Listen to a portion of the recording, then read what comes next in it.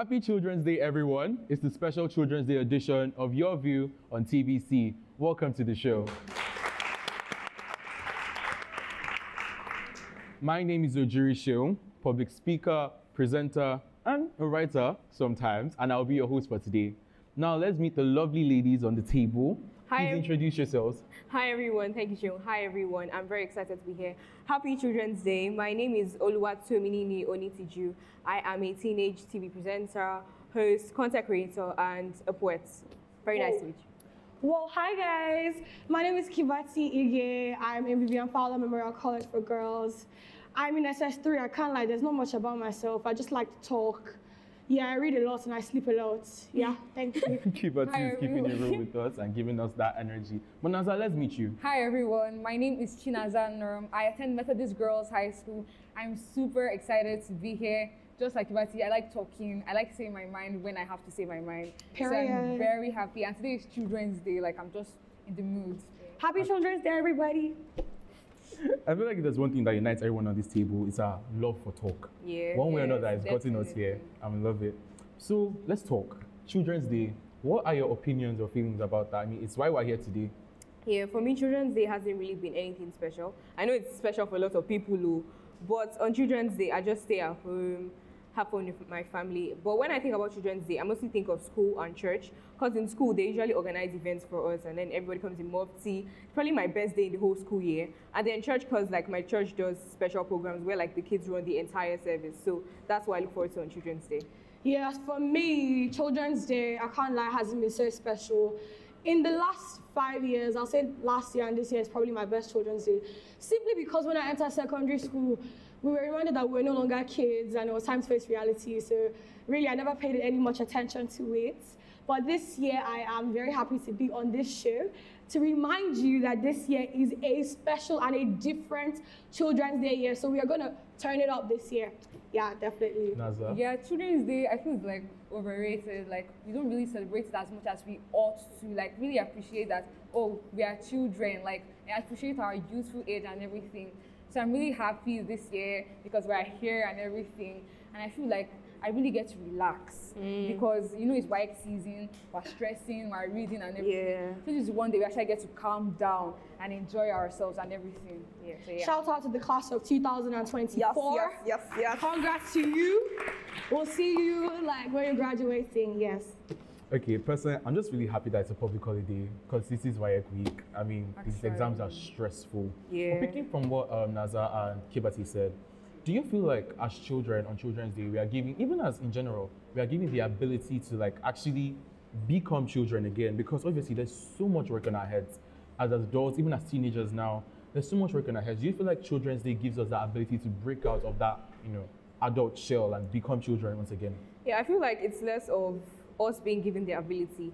In what sense? Okay, yes, we are given the ability. I know on Children's Day, my mom's like, oh, take a break, you deserve it and stuff. But I'm a very goal-driven person. So for example now, even though today's Children's Day, I'm still going to go home and read because WAEC is still there, so yeah. Okay, thank you, Tomi. We will go on a short break. When we return, we'll move to our hot topic segment. Stay with us. Your View. We'll be right back. Stay tuned. Your View will be right back. Welcome back. Thanks for staying with us. Is Nigeria ready for the future of youths in terms of jobs, education, and security? This is a $1 in a million question we want to try and tackle and address on this special Children's Day edition. What exactly is the current economic situation in Nigeria today, and what is in it for the youth? There was this sound going around of someone calling the youth lazy. I think it was this lazy youth of Nigeria, something like that.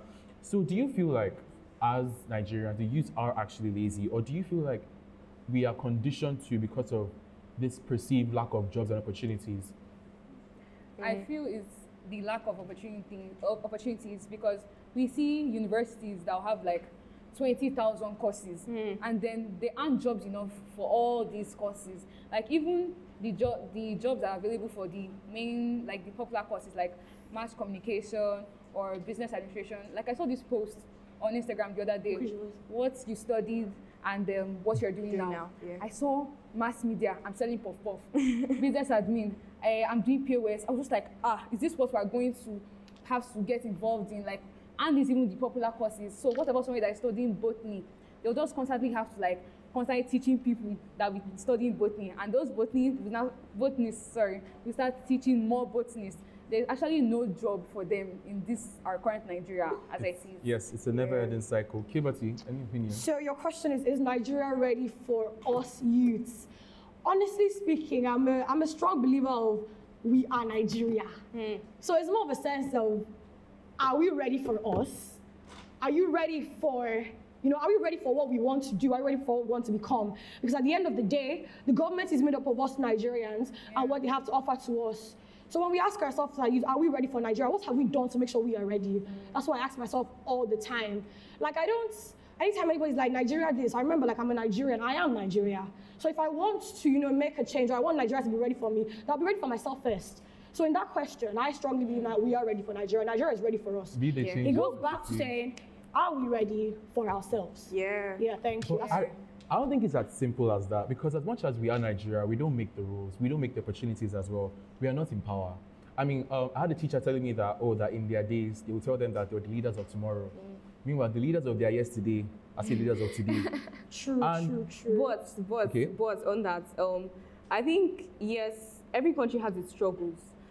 The problem with, like, what we see of Nigeria is what we project per se. Because you can wake up today and see on social media, oh, this happened, that happened, Nigeria is not doing well, this, that. But then it's still you, it's still the opportunities you want to create for yourself. It's not just about the opportunities. Like, yes, there are problems in Nigeria, but there are ways to go around those problems. There are ways to still achieve your goals despite those problems. So yes, there are problems, but there are people that are succeeding now. You can't say that there aren't people that we see every day that are Nigerians and are successful. Okay, but would you say that is a small minority? I agree with Shewa on this one. I agree with Shewa on this one, in the sense that, there are specific few in the crowd that are given these opportunities and privilege, which is why a lot of us end up going abroad to, further education or do things like that. So to answer this question, I might agree with Shewon that it's really a small minority that has this privilege or the chance to even showcase their talents and opportunities and make it in life at the end of the day, which is why, we have this jackpot syndrome going around everywhere. Yeah. But then, like, the Nigerian system right now is really rigid. Like, you can't even work and school at the same time. So if you want to, like, do a PhD, you might have to, like, leave your work so that you can focus on your PhD, because it's not really as flexible as it is maybe in the US or in Canada. I think Tomi has something to say. But, like, coming to that, you're saying, okay, there is a small minority of people that actually can make use of these opportunities or have these opportunities. But let's be honest, we are the future. The people in our affairs are not going to be there forever. They aren't going to be there forever. We're going to grow up, we're going to run our affairs. But how do we prepare ourselves for that time? So yes, we might not have all the resources now, but self-development is very important. Do what you can, make the change you can, be the change you want to see in the world. You are the next Nigeria, you are the future, basically. They always say start with yourself. Because I feel like a lot of people do this. For example, some people will be like, oh, I don't want to be like my mom. And then they give birth to kids and they end up like their moms. What are you doing to make sure you're not like your mom? We're saying, oh, we don't want Nigeria to be like this. What are we doing to make sure we don't want Nigeria doesn't end up like this?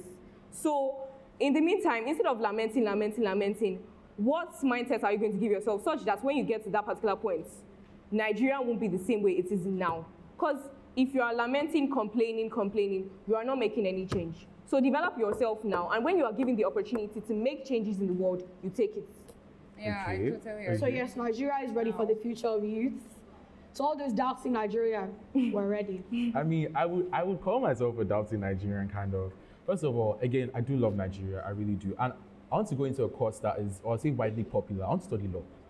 And then I've heard people tell me over and over again that don't study law. There's no jobs in law. Unless you're connected, you can't do law. And I feel like it gives us this mindset of, again, if you're not connected, you can't get anywhere in the country. And I know that it may seem like a pessimistic attitude, but it's the truth. If you don't have someone in a high place that's already like sheltered a position for you, you're going to school for 4 years, you're going to pay, if you're going to a private uni, you're going to pay millions of naira and come out and looking for a job up and down. Now, to conclude on what we've been saying since, do you think that the youths of Nigeria are ready for tomorrow as per Nigeria's future? Naza? I think, like, even if we are not ready now, it's our responsibility to mold ourselves to adapt to the future and mold Nigeria the way we want it to be, because we are the future, we are leaders of tomorrow. It's our responsibility right now to form Nigeria. Yeah, I agree with Naza. I think Nigeria might not be ready for our future, but it is our responsibility to be ready for the future of Nigeria and our own futures as well. So it's our responsibility to build ourselves to that state where we can create a better Nigeria. Okay. I firmly believe that we the youth, are ready for the Nigeria of tomorrow. We will go on a short break now. When we return, we move to another topic. Stay with us. Your View, we'll be right back.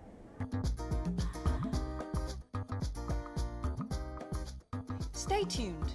Your View will be right back.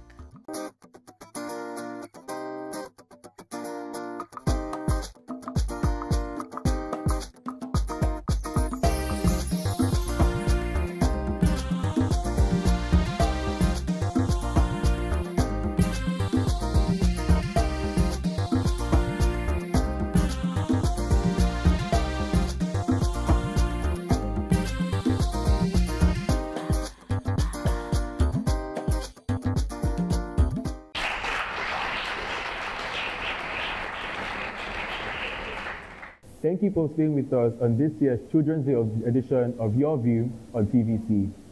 Now, for our new hot topic, should corporal punishments be reintroduced in schools? And what are the effects on academic success? Some claim that corporal punishment produces immediate decrease in negative behavior. Others claim that they cannot stand the idea of it. What are your thoughts? Now, should corporal punishment be reintroduced in schools? I'd like to start first by kind of defining what corporal punishment is. It's what our parents would term as discipline, simple things, flogging, more like physical punishment. Yeah, like physical punishment, essentially. Washing toilets, things like that. Introducing physical pain as a way to curb negative behavior. So do you believe that's something that should be reintroduced in Nigerian schools today? And do we need it? That's the question. Yeah, I want to start on that. Should it be reintroduced in schools? No. In homes? Yes. That's that's a very strong standpoint. Okay. Ta-da, ta-da. Well, corporal punishment is a big no in my dictionary. I do not believe in corporal punishment at all, simply because inflicting harm on a fellow human being to me makes you inhumane. I believe there are other forms of punishment, and Nasa is about to bite me because I'm about to say I'm a strong believer of if you harm another person or you do something wrong, I think they should arrest you. If it's that serious and you need to be beaten up, they should take you to jail or rehab. But Kibati, would you call, I feel part of the Nigerian experience as a child is doing something naughty as a kid and your parents take you to a room and flog you or something like that.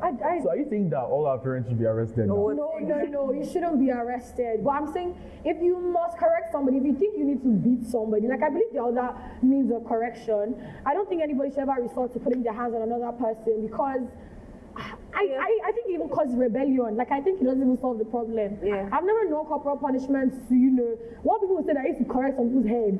But if you ask me, it leaves, to an extent, there's a lasting trauma that comes with corporal punishment. Yeah. Like, for instance, I can still remember the beating of my life. And I doubt I'll ever forget that beating.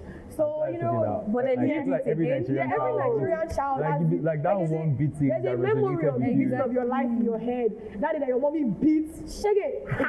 I feel like corporal punishment should be used only when absolutely necessary. Like when it's bad, like you kept on warning the child, made the child understand that this thing you're doing is wrong, and this is why it is wrong. And then this child said, I still want to take things from the pot though. Let me go and see if my mommy will do anything. That is when you can actually now say, okay, let me beat the child. Not that they will take me from the pot and you now send them straight to jail. Not to jail. I'm saying if it gets so bad, I think they should arrest you, because if you've been corrected and you refuse to heed the correction, then kindly take some time out. Like, take some time off the world. Reflect on your decision. I don't think the Nigerian prison system has enough space to hold the entirety of Nigerian children population. No, but I have something to say.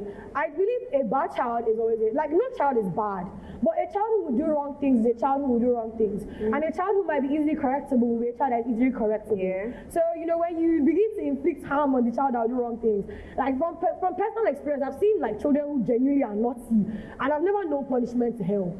Like, it's more of finding mutual agreements between you and that child that has caused the solution. But that corporal punishment, whoa. But then don't let's drift away. The topic is in schools. Now, coming back to what you said, they're treated kids are different, and some people you beat them, you don't get the point, and there are some that just smack their hand and then you get it. School let's be honest, how many schools have the time to start studying each individual child to figure out, oh, if you beat this one, he'll be rebellious, or if you beat this lady or this girl, she would answer you, which is why I'm saying, oh, in schools, no. Let's try to find other punishment methods in school now. Let's try to find other like punishment methods in schools that actually work, and maybe the height of it will now be corporal punishment, like I or whatever. agree with Tom, because I feel most teachers don't see corporal punishment as a form of correction in schools. They see it as a form of revenge, like I want to show this child. That's why you don't want to understand. Let the child understand that this what I'm doing is what I'm doing is wrong. So I must not do it again for these consequences, so that my life does not spoil. They just want you disobeyed me. This is what happened to you. I will show you today. Let me even tell you. Sorry, Kibati. I don't feel like we can ignore the amount of success that corporal punishment has had. Because as much as we want to say that it causes lasting trauma and so on and so forth, it doesn't really for everyone. Because the truth is, there are children that you will beat, or you will flog, or you will give them some kind of punishment, and their head will set, so to say. And it works. If it did not work, we would not be doing it. Now, I'm not saying that we should beat our children to the point whereby you can see marks and bruises on their body, but it is part of the Nigerian culture that someone, even it says in the Bible somewhere, spare the rod, spoil the child. I believe that if we begin to spare the rod, even in schools, we will begin to spoil the child. And there's also the fact that there's like a high rise of disobedience among school children. Someone was saying something yesterday about how, that a principal will be talking and then on stage with a mic, and then the entire congregation is talking. That could never happen when we're in GS1, because they will round you up and flog all of you. And yes, you will cry, but next time it won't happen again. Can I give an example? Yeah. See, when I was in primary 5, I don't know, my child suddenly tagged me as a bad influence. So I had these 2 best friends. I was like the good girl, me follow. I would just be following them. Then one day, I don't know, so we were just caught up in one drama, and this kind of metal ruler. See, she beat this part of my hand, and I literally didn't do anything. I was like, no, I was with them, I was just following them. Said, you were following them, you too. Me beat and I collected. But like, I just believe that maybe she had told me that, what were you doing? If she had explained it to me, exactly. I think till today I cannot forgive that woman.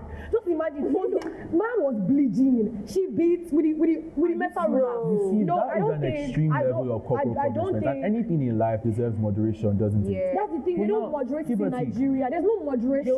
Abuse. See, there are some teachers that simply beat children out of frustration. If I'm in a bad mood and I see this child, she's just doing, like, I walk into class, I'm just making noise. Probably somebody was even annoying you. Just because I'm annoyed, I will beat you. I say, you can. I will beat you. This is clearly a topic that you're very passionate about. There's no moderation. Which is why I stand Let us assume the situation whereby there was moderation. Okay? I believe humans are humans. There's no human beings react based on moods. Human beings follow their but we can condition our education system to not do that. To make it strictly for discipline. Make it strictly for discipline. This is why I say, on my opinion, that let's save it out of schools. If it's your parents, they at least can measure that, this is the amount of punishment you deserve, and you are their child, so obviously they won't want to kill you. Do you get? But like a teacher that like doesn't necessarily know you personally, God knows that cameras splash water on them that morning when they're coming to school, and they're already angry, and then you do something and then just beat you. The funny thing is that I feel like your parents beat you more than your teachers. But then your parents will not do it. Without your parents beating you. There's a big difference. My sister did not give birth to me. She did not give birth to me. But she was also put there to train and condition you. I'm saying that corporal punishment should be it's a way of inflicting pain as a mode of correction. Yeah. Because at the end of the day, you never know what place it comes from. Which is what I'm saying, it should not be allowed. Let's know that if your child was correct, she's going to punish you and assign punishment to you. You don't when people beat you, they don't are you measuring the amount of pain I'm feeling? And like let's say I went and stepped on somebody by mistake and you beat me because of what? That's why we are saying I agree with you partially. There was moderation. No, I agree with her. Okay, so let's even say corporal punishment should not be allowed in schools. But I do agree that your parents are allowed to beat you if you do something you should be like. If they feel like, you deserve to be beaten, they should beat you. You can't say your parents should not beat you if you do something. Teachers, I understand, they don't know you from anywhere, and also they might transfer aggression. You know that but in schools, no. In social studies, you receive the first level of socialization of values or something from your family. The next point is your school, which is why I believe that as teachers in your school or as officials in your school, that you have been given by your parents the ability to not only guide you educationally but also morally too. I believe that it's not possible to just simply remove that aspect of discipline. But then it because can be the highest you level. telling a child, you've done something wrong, I'm going to discipline you, not for you to not do it again. And you telling a child, oh, you done something wrong, go and sit inside naughty corner. Well, 2-3 minutes, they're done and you go back and do the same thing over When we again. remember most of these events of them beating the child necessarily, we never think of, oh, the child stole, or oh, the child slapped the teacher back. Always remember, they beat Tate so much that he was shaking. We not remember.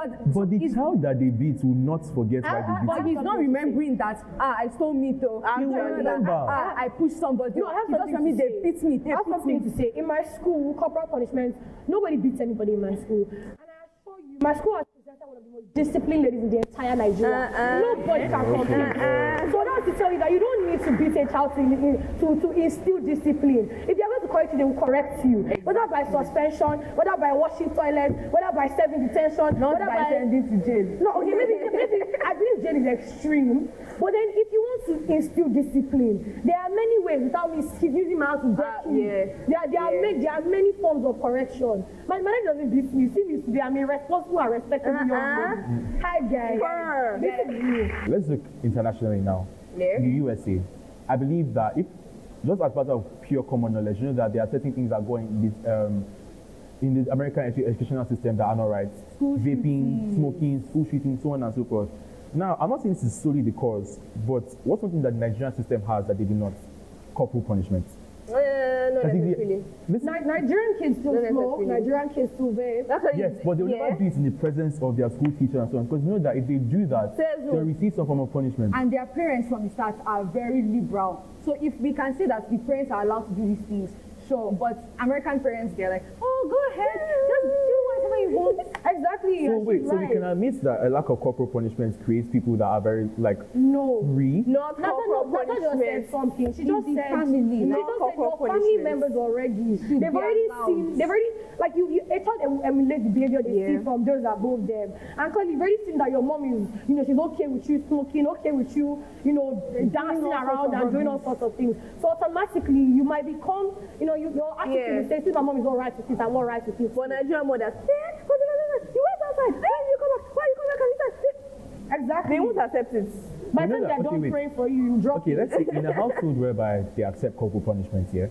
and you go to a school where they're not, they're very nice, Yeah. everyone's very consuming, they do something wrong, oh, why did you do that? Go to a school counselor, they'll talk to you, like they go, you sit Not on that necessarily you. My school gives internal suspension. So if you do Internal something wrong, Okay, you will okay, sweep, you okay. mop. But you know that you're not going to get the same level of punishment that you will at home.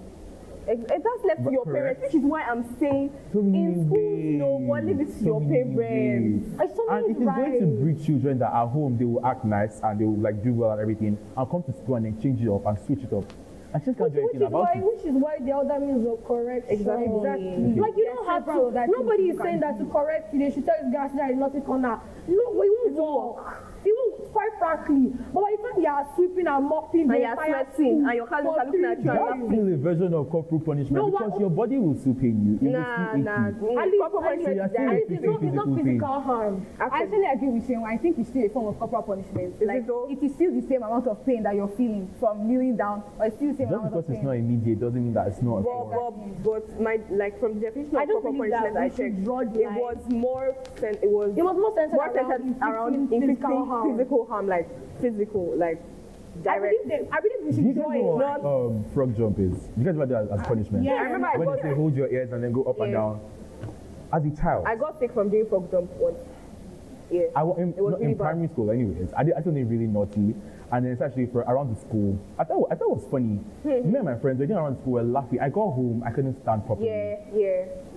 And at the time I was laughing, I couldn't stand properly, and that I am still feeling pain, aren't I? So it should still be a form of corporal punishment. Yeah. I'm Well, saying okay, I that guess just we'll say that form of corporal punishment substituting is immediate acceptable. physical pain for later one does not really concern what we're talking about here. Okay.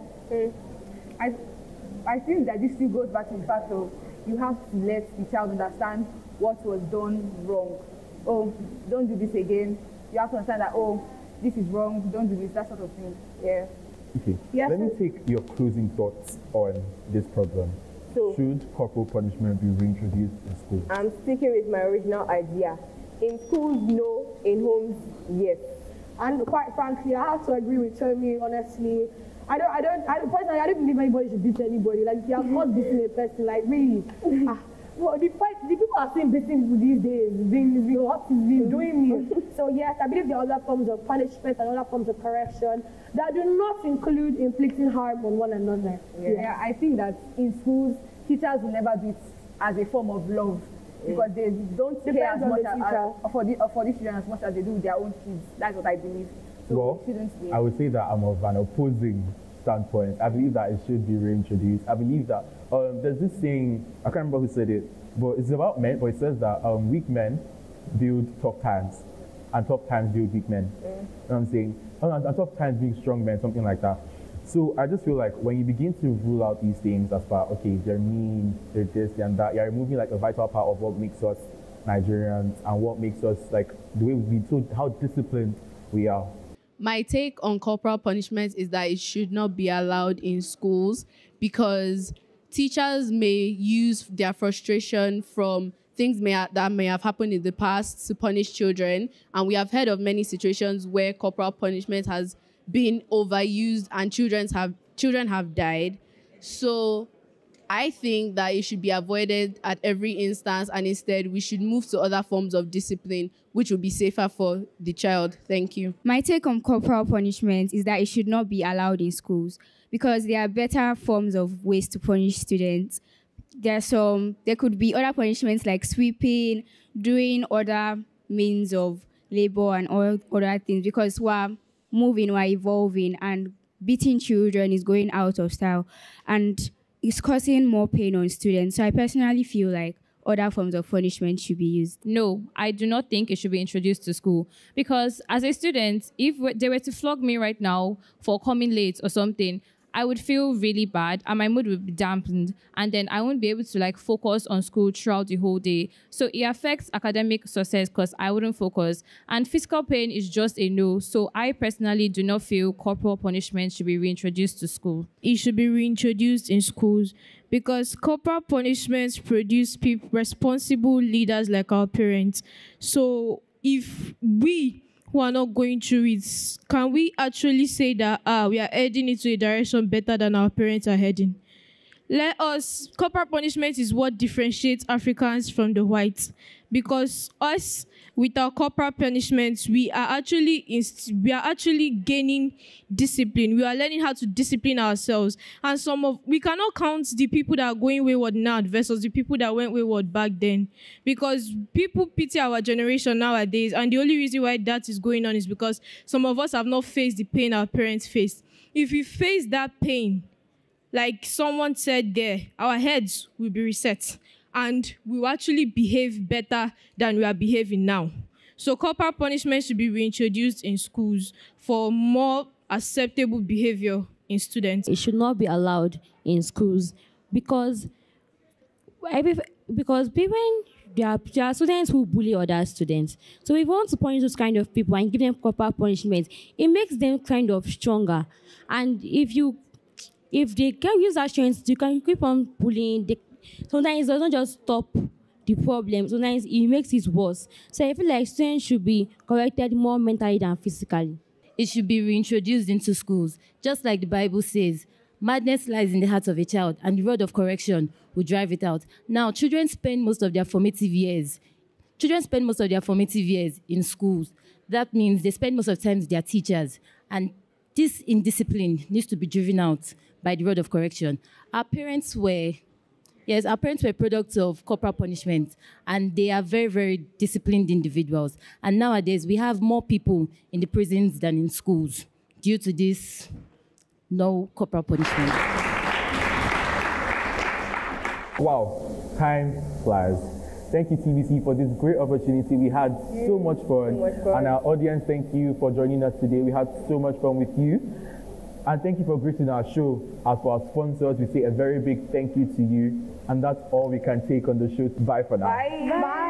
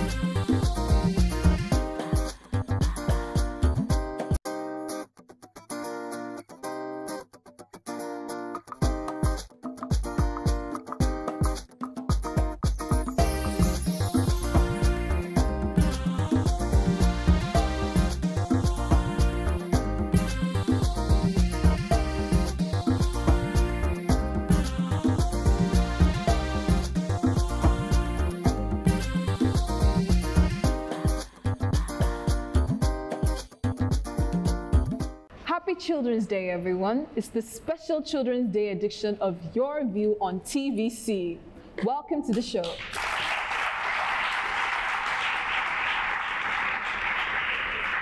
I am Funisha Kemibabi. I love singing, I love dancing, I love writing, I do a lot of things. And with me are my lovely co-hosts. Madhuri Wadeshna, and I am a 15-year-old author, a spoken word artist, a programmer, and an illustrator. MJ Dream. Are you whining? My name is Shemilori Ayimami, aka Asafim. I'm a stage performer. I rap, I sing, I dance, I choreograph actually. I code, I make beats, I sell them to people. Yeah, just basic stuff like that.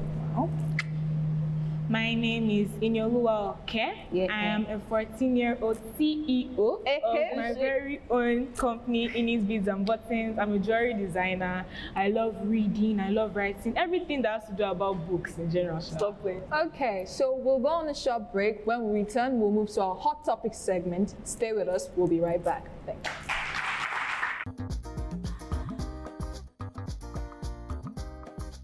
Stay tuned. Your View will be right back. Welcome back. Thanks for staying with us. Is my future tied to Nigeria or is it abroad?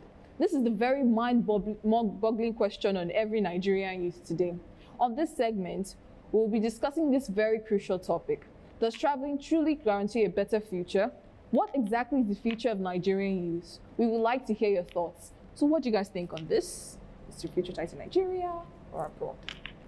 So on this topic, I do believe that Nigeria has a lot of opportunities and potential. Like, being a Nigerian is who I am, and being Nigerian or living in Nigeria has shaped my values and my identity.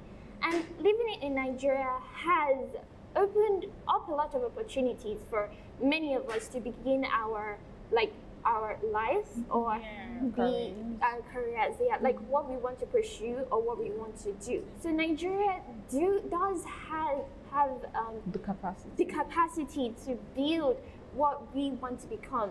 But I think like being tied to my future, it does determine what I want to pursue or what I want to do. I feel like this thing about your future being tied to Nigeria or abroad actually depends on the way we look at it. For example, now we look at the secondary level, everything is smooth, primary level. But then when we get to the tertiary institution area, there are a lot of times where people will be like, oh, they rather school abroad, even if it's 8 years, than school in a Nigerian university, based on the fact that, oh, there are a lot of strikes, there are different things. But then if we actually look at if our future is tied to Nigeria, one way or the other, you will always be connected to Nigeria. So even if you run away, it doesn't change your identity. Even if you gain residency, you gain citizenship there, you are still in Nigeria, and that doesn't change anything. Okay, for starters, there's no place like home. But on the question whether my future is tied down to Nigeria or abroad, say neither, because the career path I've chosen, I feel it's flexible. I want to be an international lawyer, for example, and it is a course that I feel will be better treated as a university subject abroad, yet I can still thrive and get paid and live well on that job in Nigeria. So I feel because of that career path that I've chosen, it offers me a lot of flexibility for me to be able to explore international opportunities while maintaining strong ties to my homeland. Yeah, I think I have to agree with you on this one. No matter where you go, you're still a Nigerian. Even when you go abroad, you're still considered like a second-class citizen because you were first Nigerian. But no matter what you do, you can work from Nigeria, you can work abroad, you can still have global opportunities and communications. Doesn't mean your future is actually tied to any place. It can be everywhere. So let's actually take views from our audience. What do you guys think on this? So if our Naira has more value and in Nigeria everything is stable, there's no problems, would you rather stay in Nigeria or would you go abroad? As a youth, I would like our Naira to have more value. So I want to ask, how can us youths help to achieve this? Thank you. Most Nigerians are not aware of that. When we go abroad, we have restricted areas we are not allowed to go to. Like, there are so many people that no matter the education, everything, the year they spend there, there's some specific areas abroad that they're not allowed, they're not permitted to go to. So, but here's our own homeland. But if we say, yeah, we're free to do anything we want, whatever I want to do, any building we want, but when we go there, we're restricted to some places. So if your parents told you to stay in Nigeria or you're not going abroad again, which one will you pick? Would you stay or would you go? Funny thing is, my dad and I, we actually had this discussion because at a point he was like, why are you sure you not write jam? And I was like, Daddy, wait though, calm down. And then he was like trying to bargain with me. He was like, okay, he'll be sending me like about, I'm not going to say the amount, but then he was like, he's going to be sending me some, it's plenty shy, like he's speaking. Rich kid. Yeah, and then he was like, he's going to be sending me like every month. And I was like, I was not like trying to rethink it, but I was like, this is influence, peer influence. Yeah. And then I was not going to say, because like, I actually did proper research before I chose that school. I knew why I chose that school. I got accepted to other schools, but I chose that particular school for a reason. Yeah. And then I want to study software development because I could. And they really go very well. They really promote coding, like something like nothing else, like just coding. Yeah, they promote it like so much, and then I really love that. And then I'm a feminist though, yeah, and like they also like promote feminism. I love sports, yeah, they promote sports and everything. I got sports scholarship there, wow. You know. So when my dad was now trying to bring up that thing, I was like, Daddy, calm down. Don't even touch it. Yeah. Okay, Mudri, what do you think about it? So, what I do think is I want to study like robotics engineering, and I feel like Nigeria doesn't have that like potential, or that like they don't have the resources to go into robotics engineering at this time. So I believe that it is better for me to study abroad rather than come to Nigeria to study robotics engineering, because abroad has more resources. They are more open to technology, unlike what Nigeria has now. So abroad for me. Yeah. I like that everybody just saying abroad. We have to remember our economic situation and the exchange rate and the rising dollar. Because if you're going abroad, you're not going to pay school fees in naira. You're going to be paying school fees in dollars, in pounds.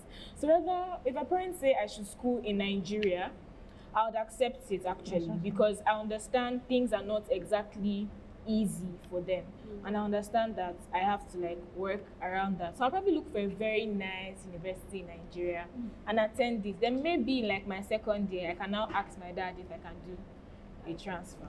Okay. But it's still abroad. It's still abroad. It's still abroad. But we'll work something out.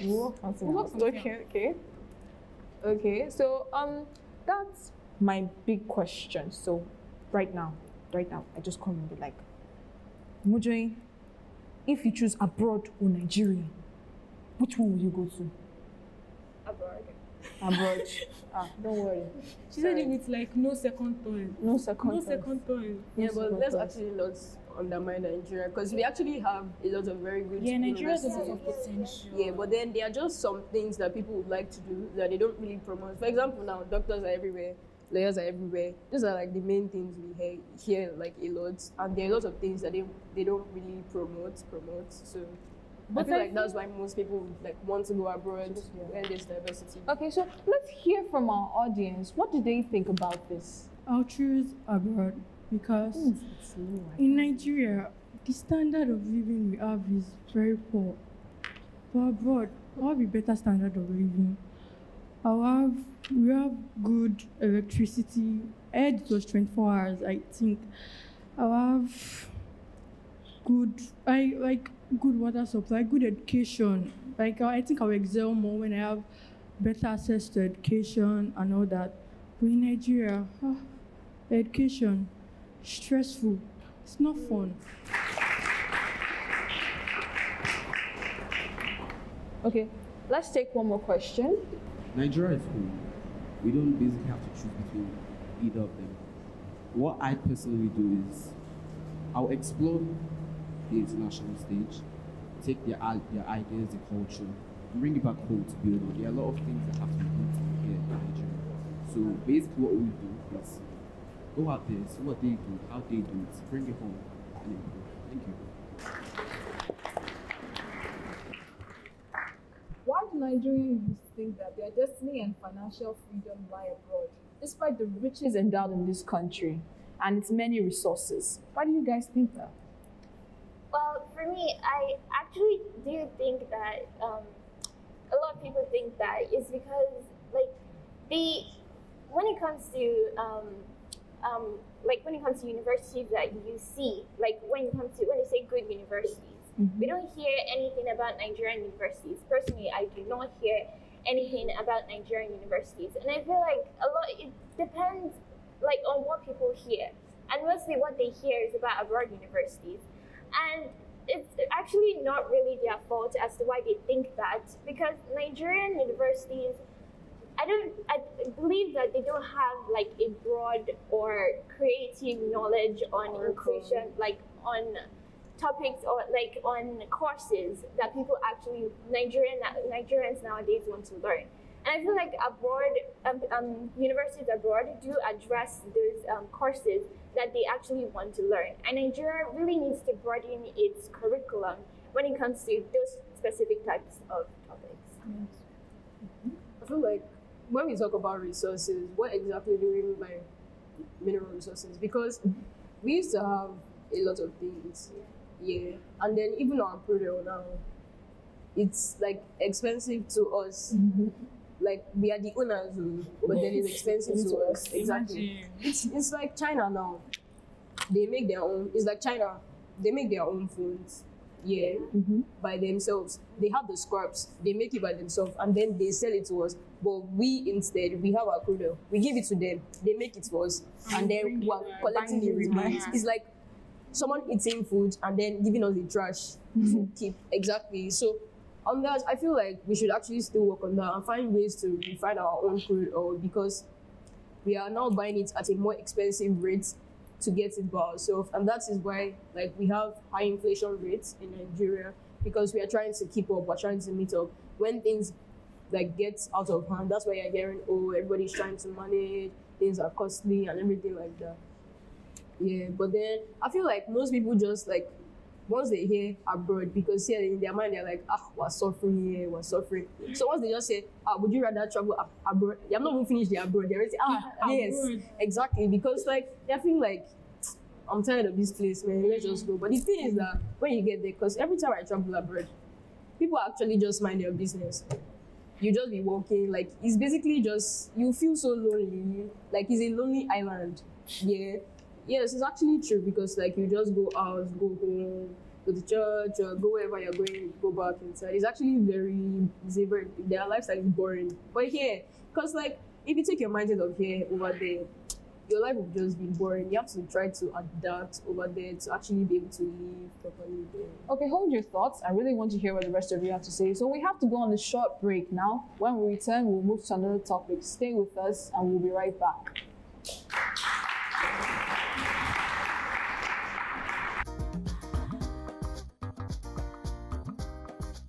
Stay tuned. Your View will be right back.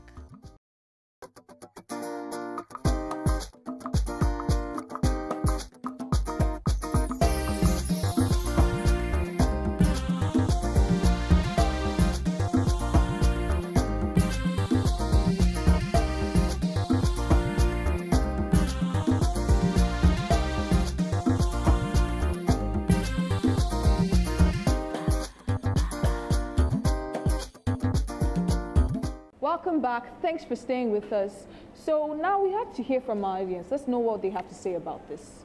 Well, in my opinion, I believe I'll stick to my mantra of Niger for life. The only reason I'll have to travel abroad is if I have to get the culture of every other nation, see how they do things, because there are a lot of things not lacking here in Nigeria. So I would go out there, take their resources, bring it back to Nigeria, and make it a better place. Thank you. I think that deserves a round of applause. Well, I feel that traveling to better your future doesn't really have to do with much of yourself. It has to do with your mindset, actually. Because if you think that, yes, traveling outside to further my education is going to change anything, then it would obviously affect you. But if you believe that, yes, Nigeria can make it, of course, you will make it. It's not really that hard. Because small by small, little by little, you get there. But put a lot of hard work, a lot of determination. You can make it here. You can make it anywhere because we are human beings. We can make anything anywhere we are. So I believe that our future is steady wherever we find ourselves and our mindset. Thank you. Thank you for that. On this topic, on whether my future is tied to Nigeria or abroad, honestly, as a teenager, teenagers are liberal at heart, so I do not believe that my future is tied to a particular geographical location. So I do think that for you to answer this question, you have to define what your future means to you. My future just basically means solution providing.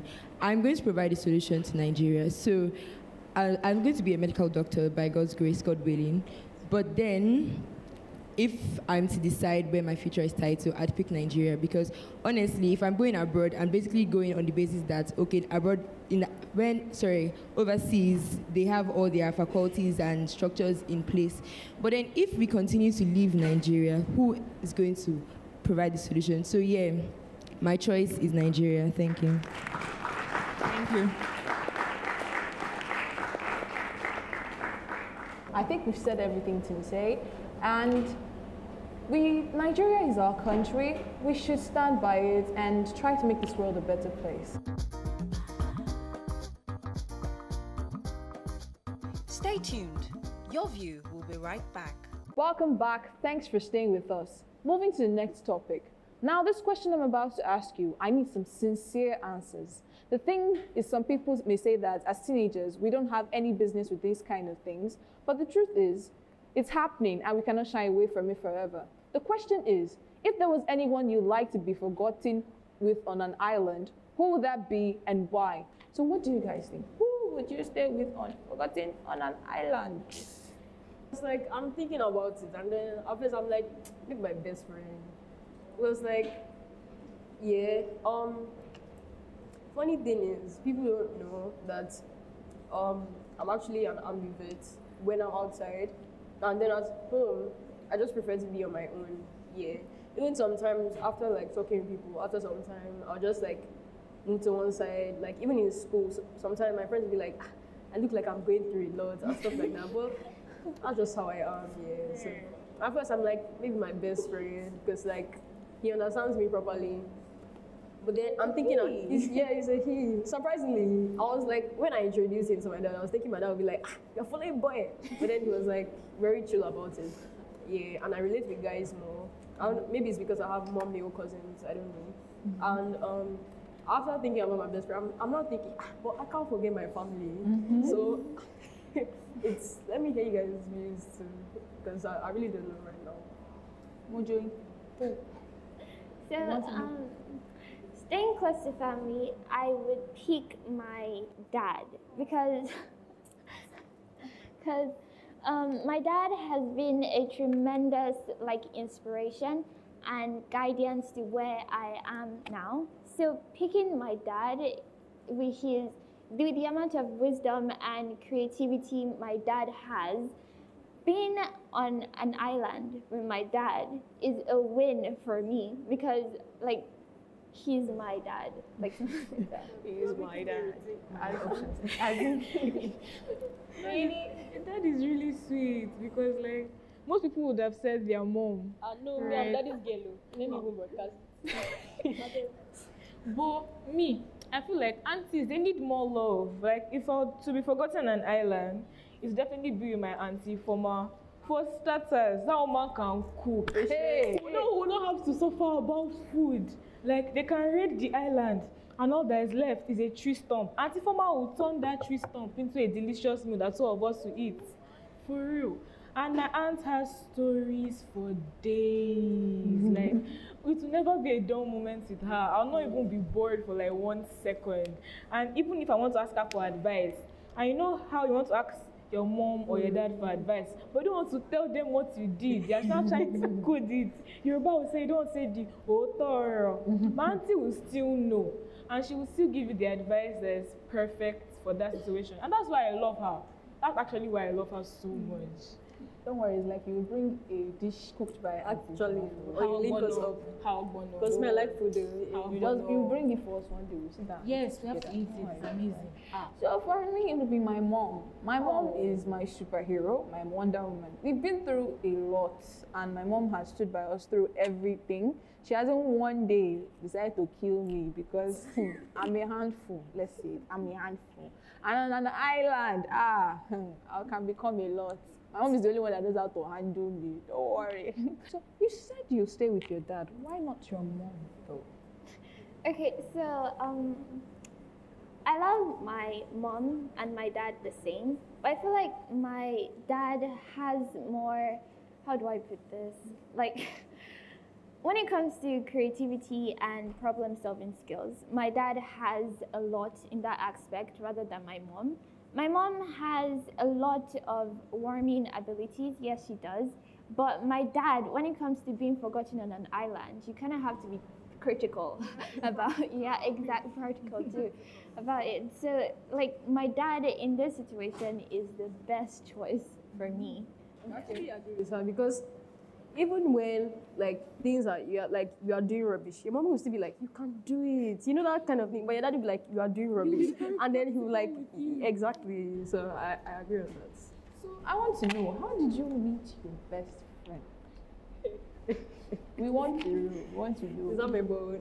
Anyways, yeah. So we met in GS3 actually. Met in GS3.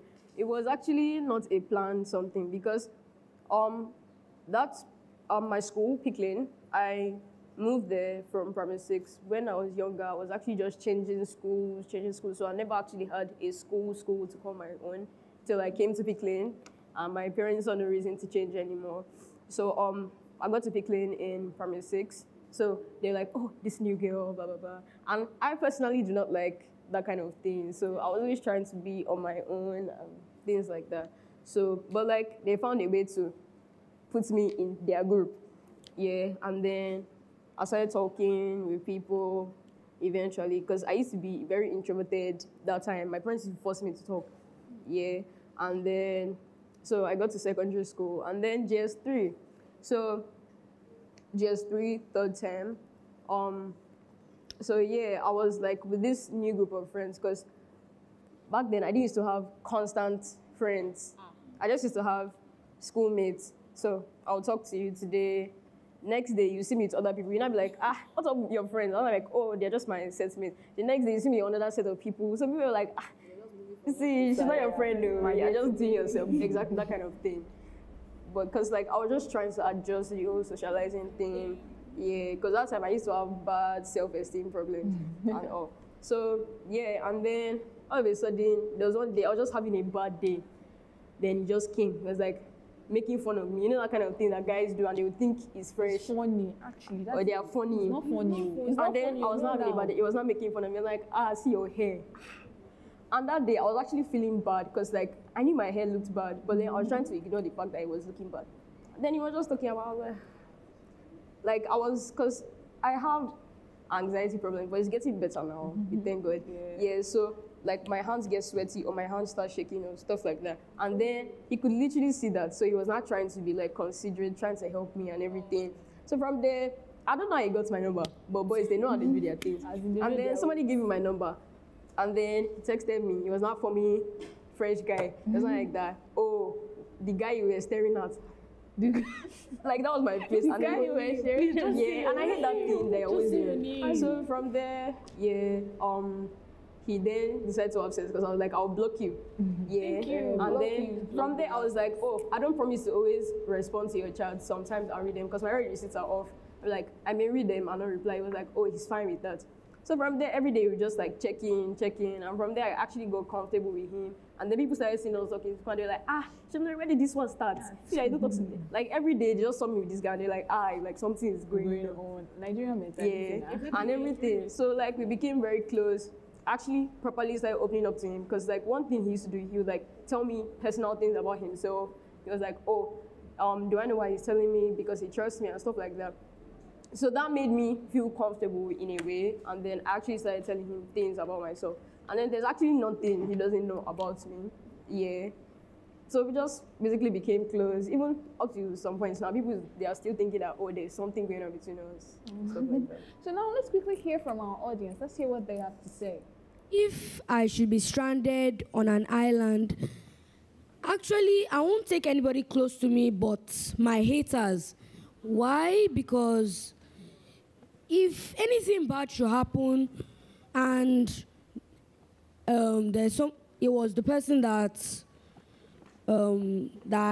was late or I lost him, I wouldn't feel any remorse and it will not be, it won't hurt you, it won't hurt me. But if I should pick somebody like my best friend, my father, my mother, it will hurt me a lot.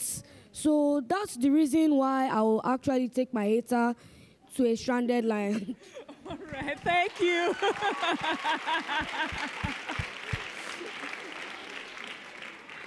I think I've learned something as an adult here today.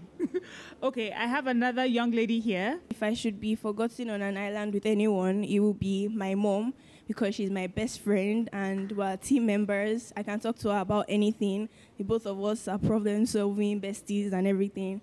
So, like, if anything bad should happen, she'll be by my side and we can walk through it together. Thank you. If I were to be stranded on an island with anybody, I'll pick my dad, because if I'm lost on an island, I'm not going to be stable. So I need somebody that is going to be stable, so that they will find a way to get off that island. And I just feel like with my dad's experience, my dad has had a lot of life experiences, and he's just really wise, and he can think a lot. Me, in that moment, my brain is not going to be functioning well. So I need somebody's brain that will function well, so I will get off that island. So yes, my dad. Thank you. Definitely not my family members, because nobody I know can survive a day in the woods. So it's probably be a well-known survival specialist, someone that can actually help and contribute to getting us back to where we are known. Okay, thank you. So if I were to be stranded on an island, I would rather go with my dad than my mom, in the sense that he's a provider.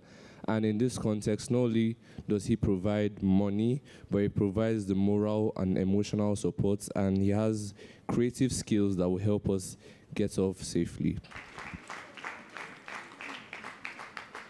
I think I'll actually pick my brother. His name is Daniel, and the reason why I will pick him is because me and my brother, we are thick as thieves. Like, we do everything together. He's actually 2 years my senior, but like, we are almost twins, because I don't know, we're just close and I love him so much. And I feel like if I was to be stranded on an island with him, I won't even know what, like, as the day goes by. And I feel like we can even put our heads together and find a like very random way to get off that island. We can just, I don't know, everything will just be perfect there. Thank you.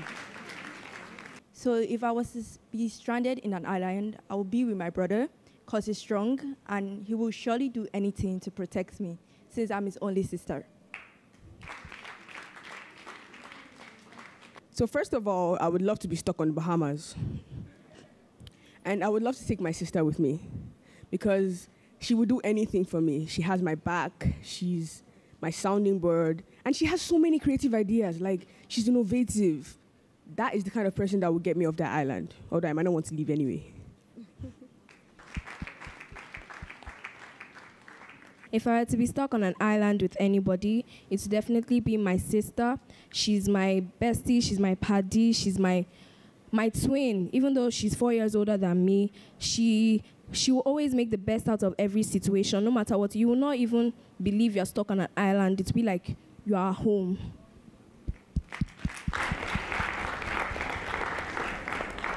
Thank you, ladies and gentlemen, for contributing to this topic. So now we've heard that if we were to be stuck on an island, it should be the Bahamas, one. We should be our brothers, because they're strong, because we're friends with them. Our fathers, because they know what to do. Our mothers, because they are our loves. And our besties, don't forget them. And that's all we can take on the show today. Thank you for tuning in. We hope you have enjoyed this show as much as we did. Bye for now. Bye.